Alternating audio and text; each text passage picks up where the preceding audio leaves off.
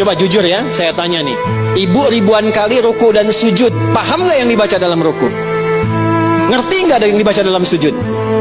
Nah, itu yang menjadikan ketika sholat, setan itu begitu leluasa menggoda. Ini dari Nabi ya, kisi-kisinya nih. Ada di Abu Daud. Ada setan khusus, catat nih, setan khusus yang tugasnya menggoda orang sholat. Tadi kan kita sepakat kurikulum fikih kuburan ya. Tambahan satu lagi nanti kita belajar insya Allah fikih setan. Nah, belum pernah ada kan? Malaikat ada 10, setan jenisnya ada 9 yang pokok.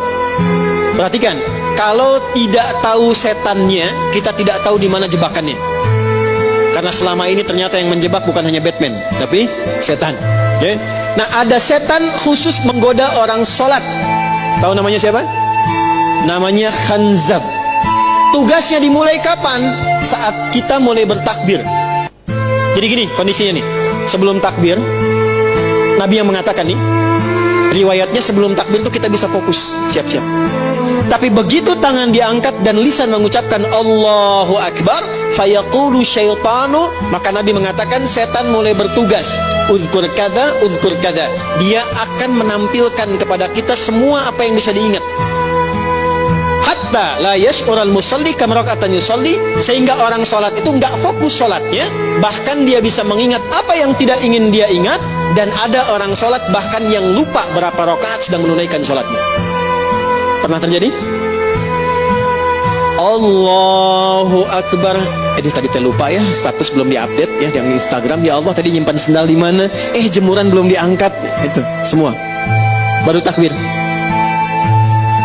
Apa yang mencegah kita supaya bisa mengatasi godaan tadi? Salah satunya, perhatikan, lisan berkata, pikiran menerjemahkan, hati meresapi.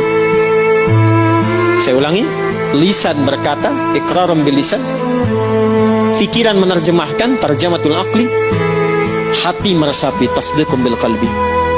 Idealnya begini, Bu. Allahu Akbar. Tangan diangkat, buang urusan dunia ke belakang. Dunia jangan dibawa-bawa.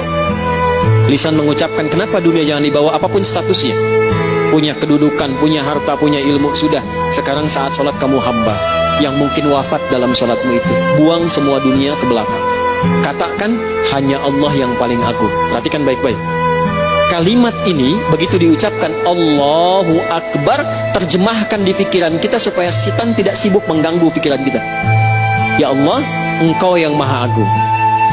Lalu resapi dengan hati, katakan dalam hati, ya Allah, aku taubat selama ini, bahkan sebelum sholat mungkin merasa yang paling hebat, merasa yang paling agung, merasa yang paling besar, yang paling hebat dibandingkan dengan suami, yang paling agung dibandingkan dengan teman, yang paling perkasa dibandingkan dengan tetangga. Aku taubat ya Allah.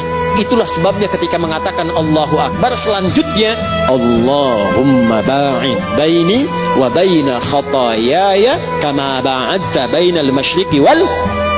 Perhatikan, ya Allah, aku mengakui dalam sholat pun ini aku masih banyak dosanya, masih banyak salah. Itu baru takbir. Lalu digambarkanlah kemudian apa yang kita bawa itu dan berharap rahmat Allah. Karena panggilan sebelum sholat itu panggilannya begini, wa annahum ilaihi raji'un. Hai orang yang sholat, Al-Baqarah ayat 46, Al-Baqarah ayat 46. Hai orang yang sholat, kalau pengen khusyuk, rasakan mungkin ini panggilan terakhir dalam sholatmu, mungkin dalam sujudmu engkau wafat. Itu kata Allah. Makanya imam di Kalimantan yang imamin subuh kemarin sungguh beruntung. Begitu sujud meninggal.